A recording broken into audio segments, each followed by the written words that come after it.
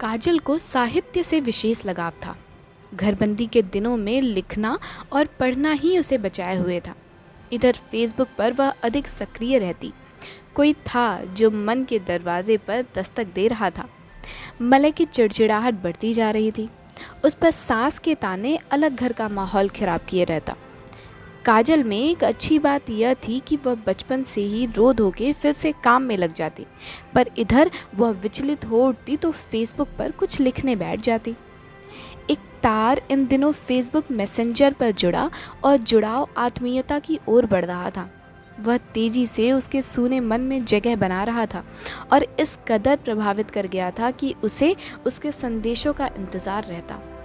कुछ हफ्ते सब सामान्य रहा, पर इधर उसके संदेशों का उधर से कोई उत्तर नहीं आता। वो व्हाट्सएप का मैसेज बॉक्स खोल कर देखती और उसे ऑनलाइन देख नम आंखों से फेसबुक पर लौट आती। एक अजीब सी बेचैनी से घिरी वह घर बंदी में किसी से जी भर बतियाना चाहती थी। बातें भी किससे करती? किसे उसकी बातें सुनने की मोहलत थी? शिकायतों के ढेर पर बैठी वह एक ऐसी स्त्री थी जिसने ऊल जुलूल बीमारियां पाल ली थी।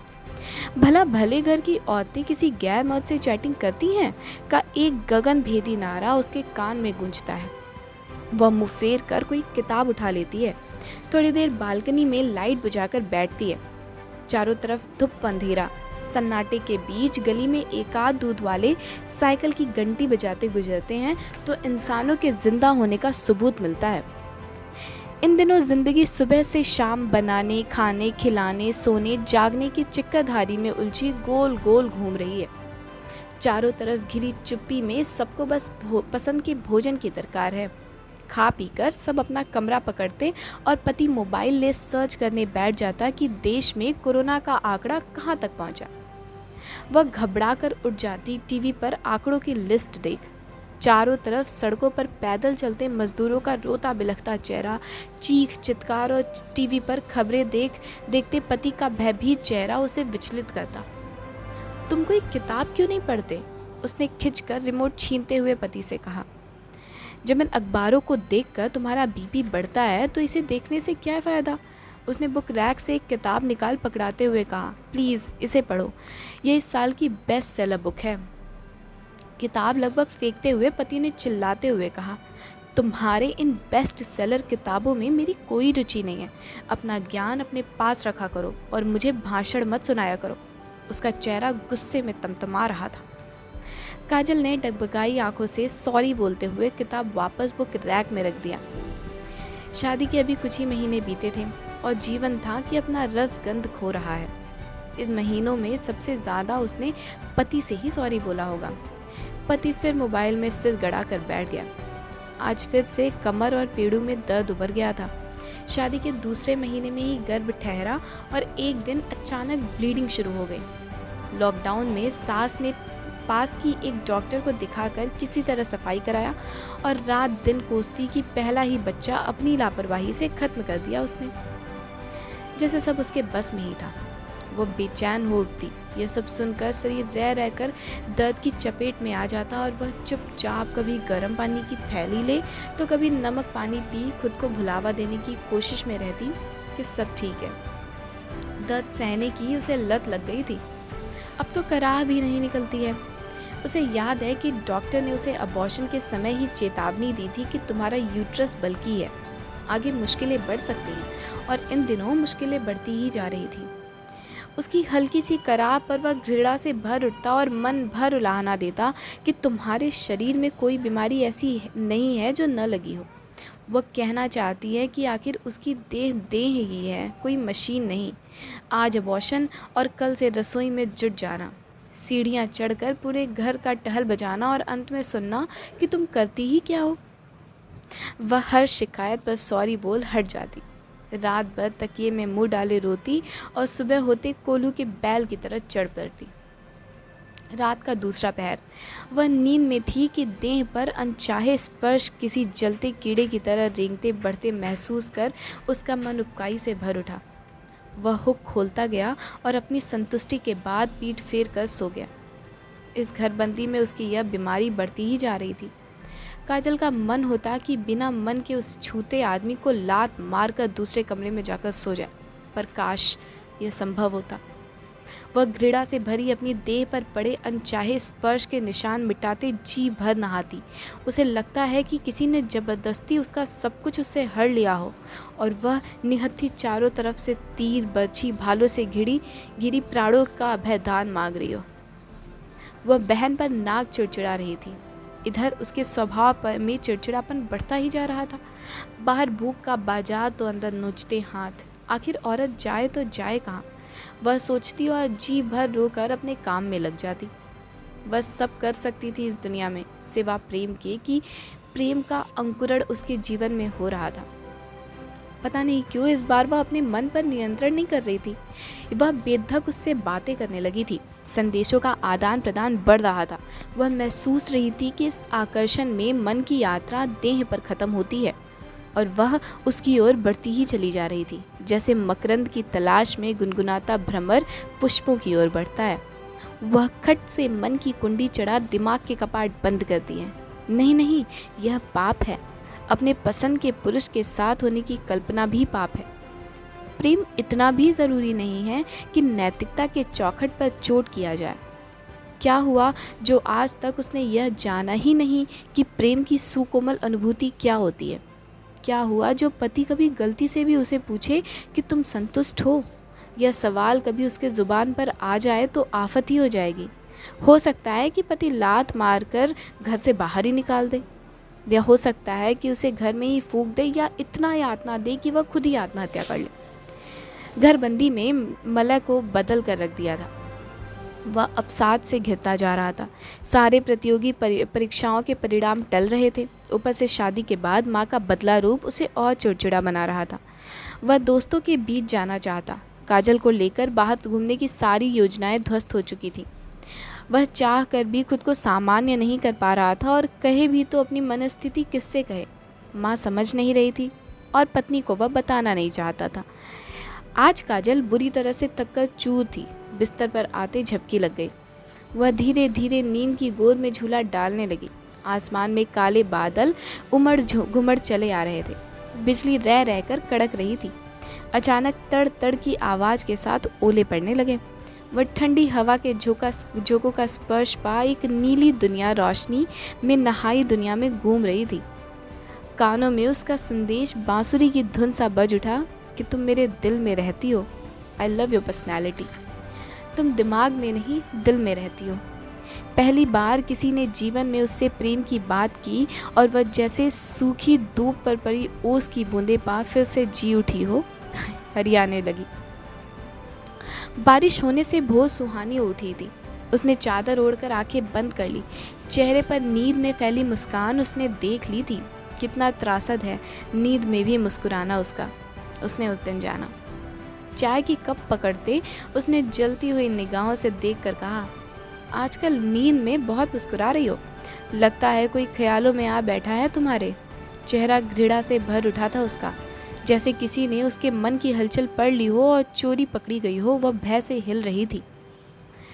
पति ने अखबार उठाकर उसके चेहरे को गौर से देखते हुए कहा, खैर खून खांसी खुशी बैर प्रीत पर मदपान, रहीमन दाबे न दबे जानत सकल जहान।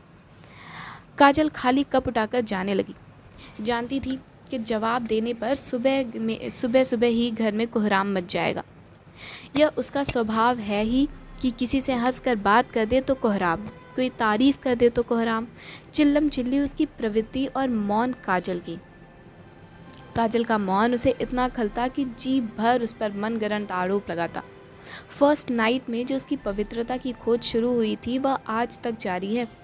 इन ज़बानी अत्याचारों से त्रस्त काजल अक्सर सोचती कि अच्छा होता जो उसने प्रेम कर लिया होता। कम से कम बिना आरोप के अपराधी ठहराए जाने का मलाल तो नहीं रहता।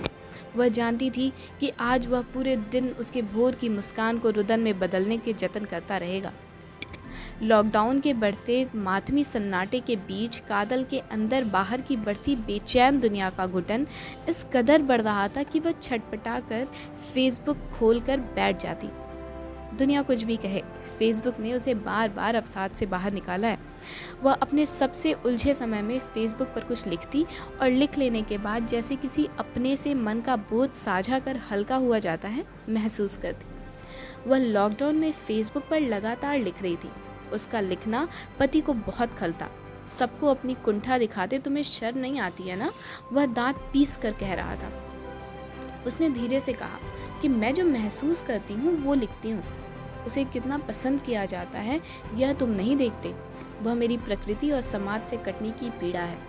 मलय सुनते खिसियाया और झट उसका फेसबुक वॉल खोल जोर पढ़ना शुरू किया।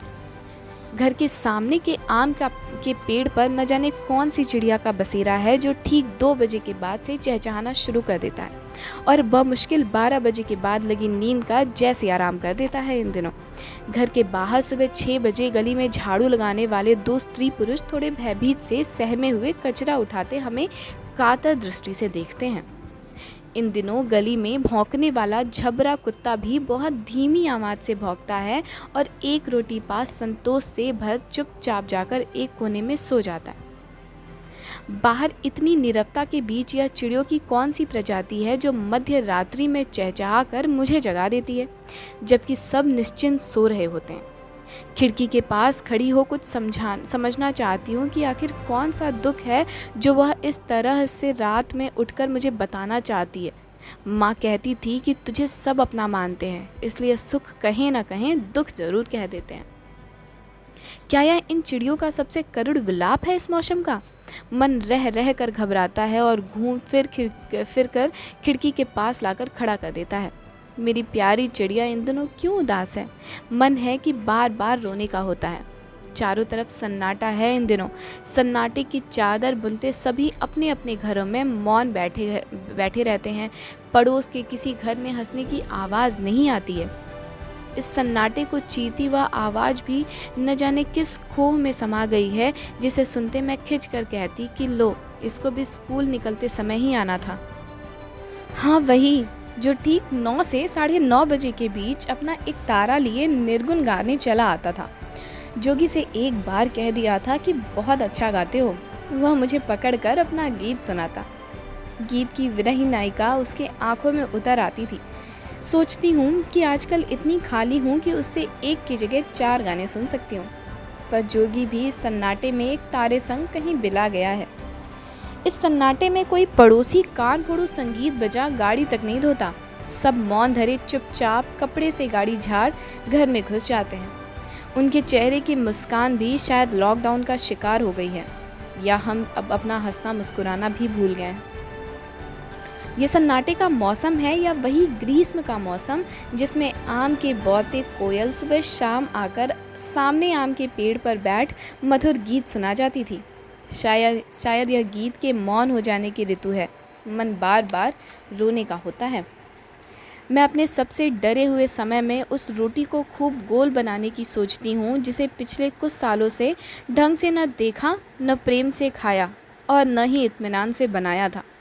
उस रोटी की गुलाई पर खुद को केंद्रित करते हुए बस यही चाहती हूँ कि यह जो मेरी दुनिया, जो माँ की रोटी की तरह गोल और सुंदर थी, मुझे वापस मिल जाए। एक एक रोटी बनाते किसी मंत्र की तरह बोलती हूँ कि भाड़ में जाए तुम्हारी दुनिया की स्वच्छता, मेरी तो वैसी ही गंदी धूसर मटमैली दुनिया लौटा दो। तुम्हारी इस स्वच्छ सुंदर दुनिया का मैं करूँगी भी क्या? अचार भी तो नहीं डाल सकती। माँ कहती है कि जवन फल सुग्गा न खाए तवन भक्खर में जाए, यानी जो फल तोता न खा सके उसे नष्ट हो जाना चाहिए।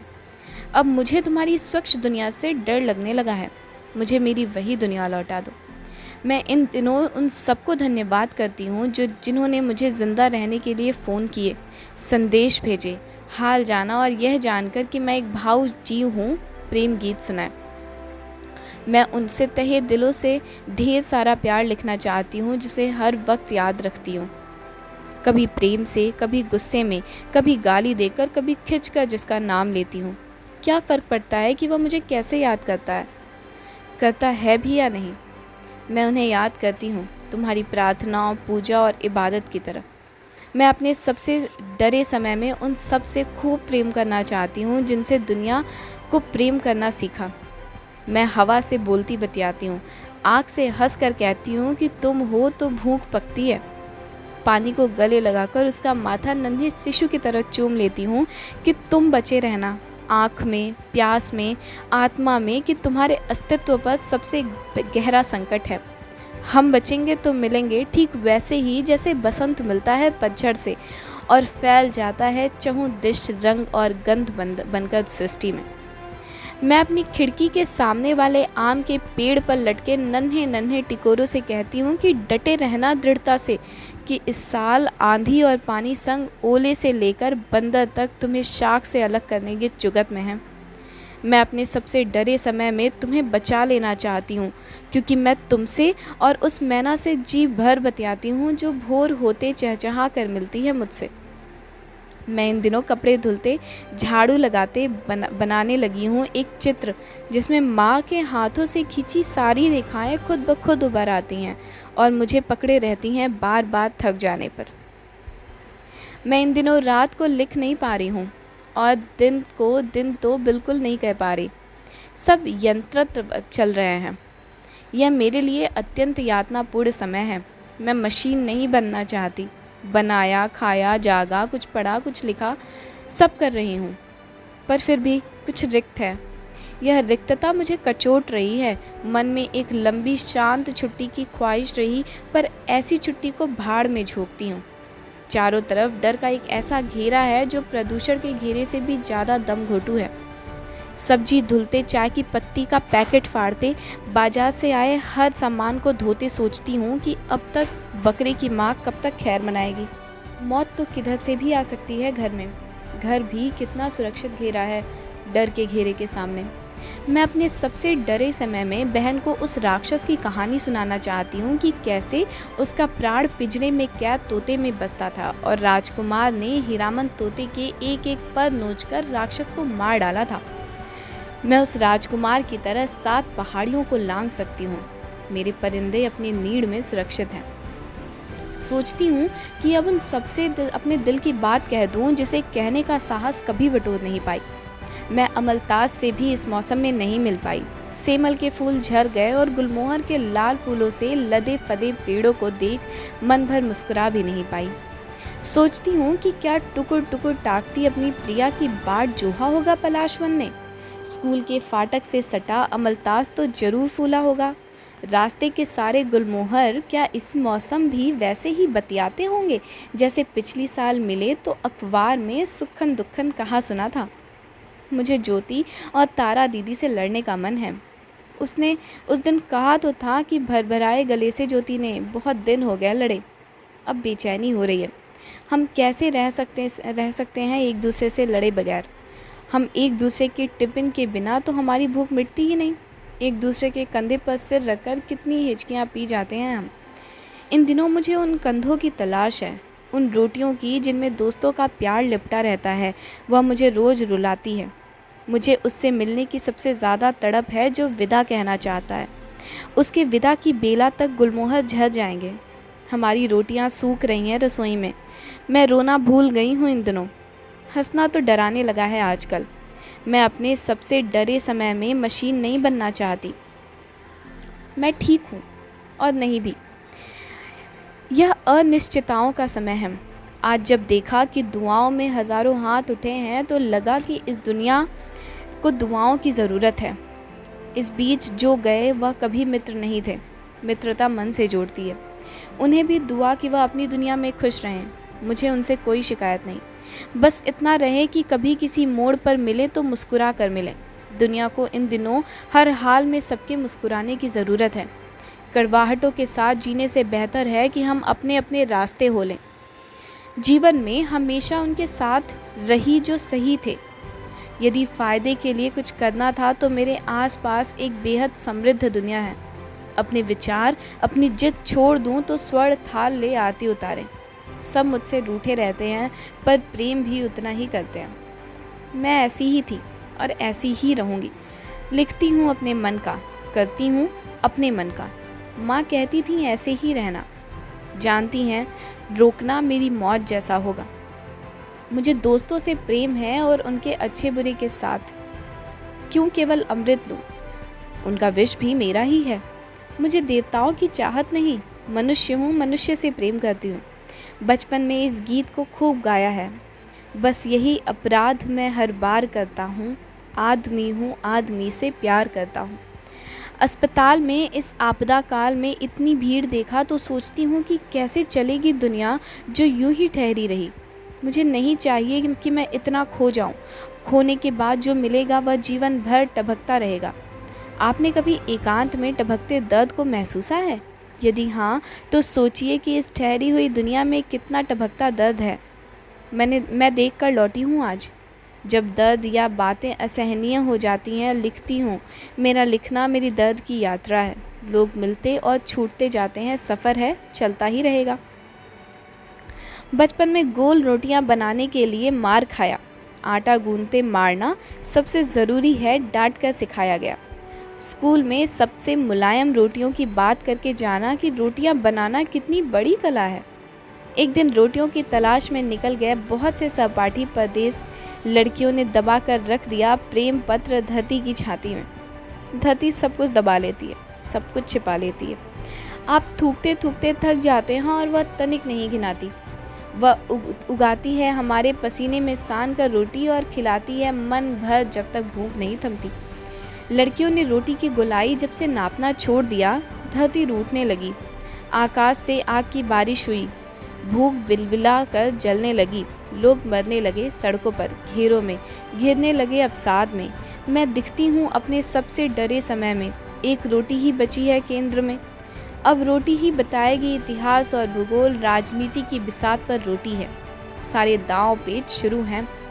अपने सबसे डरे समय में मैं डरने लगी हूँ रोटियाँ बनाने से। मेरे हाथ खून से सने, पैर कांपते और आत्मा के सैकड़ों सुइयों की चुभन रह रह कर छेदती है और मैं रात भर नहीं सो पाती हूँ। ये कमबख्त रात आती ही क्यों है इन दिनों? जिस रात मैं सपने देखते जागी थी मृत्यु से, वह रात अब तक बहुत भयानक लगती है। मेरे हिस्से की वह रात जिसमें रो रो कर तकिए को कितना गीला किया, कितने आंसू सोख लिए जिस रात ने और थपकी दे सपने दिखाती रही, वह रात अब बहुत डरावनी है। मुझे उजालों से ज़्यादा अंधेरों से प्रेम रहा। आप कहेंगे कि मैं ज़रूर पागल हूँ जो अंधेरों से प्रेम करती रही। आप नहीं समझेंगे, यह अंधेरा ही था जिसकी गोद में मैं मौन बैठ सकती थी कुछ देर तक, सबकी नज़रों से बचकर। मुझे दिन के उजाले से अधिक रात के अंधेरे ने बचाया। उजाला कोलाहल से भरा आकंठ हलाहल विष लिए मुझ पर कभी भी तोहमतों का वमन कर सकता था और रात मुझे अपने स्नेह पंखों में समेटकर थपकी दे सुला सकता था। उस क्षण जब माँ भी नहीं देख पाती थी मन पर लगी अनगिन खरोचों को। इन दिनों उस रात से डरने लगी हूँ जिनसे बेपनाह मोहब्बत रही। मैंने जो भी लिखा वह रात के अंधेरों में उजालों की तलाश की यात्रा थी। मैं लहूलुहान पैर लिए इन दिनों लगातार चल रही। मेरी चप्पल टूट गई है, गर्भ में शिशु अकुला रहा है, होठ पर पपड़ियाँ पड़ चुकी हैं, साथी छूटते जा रहे हैं सफ़र में। मैं अपने सबसे डरे समय में चल रही हूँ निरंतर और चाहती हूँ कि उम्मीदों का सूर्य एक क्षण के लिए भी ढलने ना पाए। बंद दरवाज़ों के बीच मैं इन दिनों बंद दरवाज़ों के बीच चिपका हुआ एक तिनका विश्वास हूँ। मैं धूप की रसोई में बड़े प्यार से पकाती हूँ विश्वास की रोटी और सबको फुसला कर खिलाती हूँ कि सब ठीक हो जाएगा। मैं घर को सहेजते विश्वास को तहा कर कपड़ों संग रखती हूँ, गमलों में पानी संग डालती हूँ, अम्मा के गीतों में मिलाकर सुर लगाती हूँ। एक ऊंची तान विश्वास के मुंडेर पर कि अभी अभी एक चिड़िया घबरा कर उड़ी थी। मैं नमक के डिब्बे में सहेजती हूँ विश्वास को कि नमक ज़रूरी है जीवन में। बस एक चुटकी नमक बचा रहे कि यह मुश्किल घड़ी बहुत कड़वी हुई जाती है। मैं आंसुओं को आंचल के कोर में छिपाकर मुस्कुराती हूँ जब वह लौट कर आता है बाजार से और हंस कर कहता है कि जब आनी होगी मौत तो आ ही जाएगी, लाख कर लो जतन। मैं सैनिटाइज़र की शीशी को थामे रोकती हूँ, उसकी आँख में विश्वास का नन्हा पौधा, जबकि बाहर की बढ़ती तपन झुलसाने को आतुर है हर एक जीव को। मैं इन दिनों रात रात पानी के छींटे मारती रहती हूँ, अपने आसपास की बचा रहे सांसों का आरोह अवरोह। मैं अपने सबसे डरे समय में विश्वास को पकड़े हूँ जतन से और वह नटखट बच्चे की तरह हाथ छुड़ाना चाहता है। मलय पागलों की तरह काजल के पोस्ट पढ़े जा रहा था। काजल एकदम से चीख उठी, प्लीज़ मलय, बस करिए, क्या आप नहीं जानते कि यह दुख एकांत और महामारी से उपजी पीड़ा है? मलय चीख उठा। ज़्यादा चालाकी मत दिखाया करो काजल, किसी और को पढ़ाना। मैं खूब समझता हूँ तुम जैसी औरतें अपनी छिपी हुई इच्छाओं को कविता कहानी में कैसे लिखती हो। कोई तो है जिसके लिए तुम तड़प रही हो, कोई तो है जिसके अकुलाहट में तुम यह सब लिख रही हो। मेरी छठी इंद्री मुझसे बार बार चेता रही है, बोल दो कौन है। यह कहते कहते लगा उसकी बाँह उमेट कर मारपीट करेगा। काजल परे हट गई। सुबह से मलय की किचकिच सुनते काजल का धैर्य टूट रहा था। रात घिर रही थी। उसने बहन के स्टडी रूम को बंद कर लिया, बत्ती बुझा दी। बाहर के गेट में मलय ने ताला लगा रहा था। भन्नाते हुए उतरा सीढ़ियों से। इन साली औरतों की देह में लगाने के लिए भी एक ताला होना चाहिए, काजल ने मन में कहा। मन में लगाने के लिए ताला कहाँ से लाओगे? घर के सारे किवाड़ भड़ भड़ की आवाज़ के साथ बंद हो रहे थे। काजल की देह जैसे सीकड़ से जकड़ी जा रही हो जकड़ रही थी। मुंह से एक चीख निकली और चारों तरफ धुप अंधेरा घिराया। अंधेरे को चीरती एक स्त्री आवाज़ करुण कंठ से दूर आ रही थी। कौन ठगवा नगरिया लूटे रे।